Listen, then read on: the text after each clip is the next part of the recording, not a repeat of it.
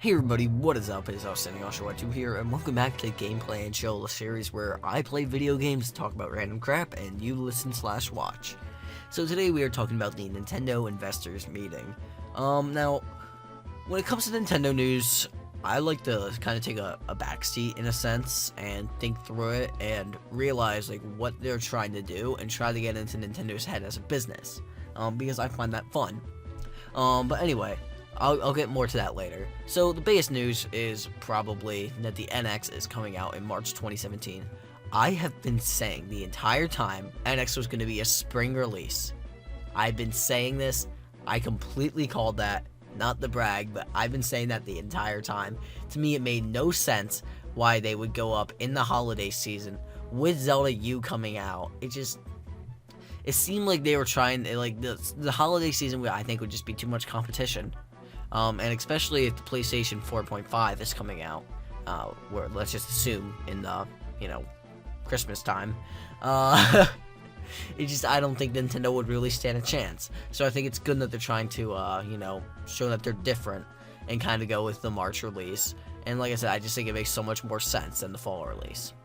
So, Zelda U/NX has been an NX launch title. That's not really too shocking. I've been kind of thinking the entire time it's not going to be a launch title because that would just hurt the sales of the Wii U. But if they're coming out at the same time, then okay, maybe I can see it.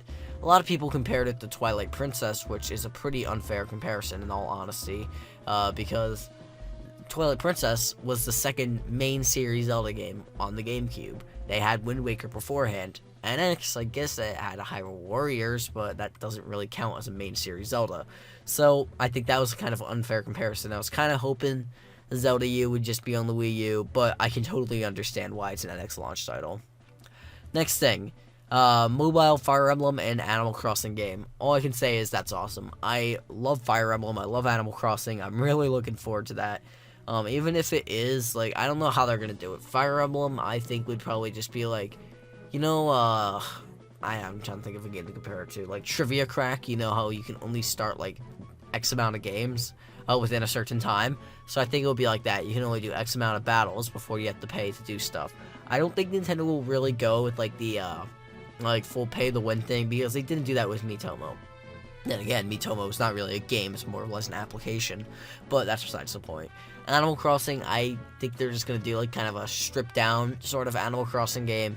It will not be like New Leaf, probably, in levels of detail, but it will still probably be basic, like more or less the GameCube version. That's kind of what I'm anticipating. But anyway, that would be awesome, and I'm totally looking forward to those two. So here's the two really, I guess, bombshells that Nintendo dropped. And the first one is no NX at E3. Now, like I said, why earlier, I like to look at things and realize why they're doing it. And honestly, I think it's because of the PlayStation 4.5. Now, hear me out. Nintendo, let's be honest, is not as strong of a company right now as Sony. Sony, with this PlayStation 4.5, though it received pretty negative criticism from developers, if they make it a thing, I'm just saying if, they're probably going to show it at E3. And Nintendo also showing off their new system at the same time would kind of create a clash of conflicts, per se. Like, one would just kind of overshadow the other, and I don't think Nintendo wants to take that risk. I honestly don't. So, I think that is the reason why.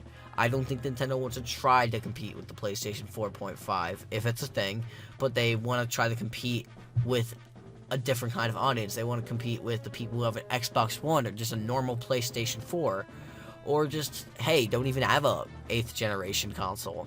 So, I think that's the reason. Now, the next news, honestly, I don't really get why. But Zelda U will be the only playable game at E3. Okay, Nintendo, that's just freaking stupid.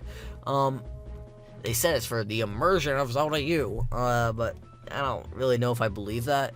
Now, it doesn't mean that will not be the only game announced, it just means it's the only playable game. So, there'll probably be news on, like, let's just say Paper Mario Color Splash, I don't know when, what's it called, Tokyo Mirage Session, #FE comes out, but if that's after E3, then we'll probably get some news on that. But anyway, yeah, that's kind of just asinine, to be honest. I don't really get why Nintendo did that. I think it's kind of a failed opportunity. But honestly, Zelda U would probably be the biggest game they would show at E3. And like I said, No One X. Also, I want to go back to that because while this is on my mind, I think Nintendo could also be worrying that a company will steal their ideas. Sort of like with the Wii and with the PlayStation Move, was it, and the Xbox Connect. I think Nintendo's a bit scared that if they do have something, PlayStation will try to match it or be better. So I think, again, at the same time, Nintendo can use what they're seeing with the PlayStation 4.5, if Sony announces it, to kind of adjust their battle strategy for marketing, among other things. So I just want to say that as well, because I don't know why I forgot to say that, but I did. But anyway, I think Zelda U being the only playable game is stupid.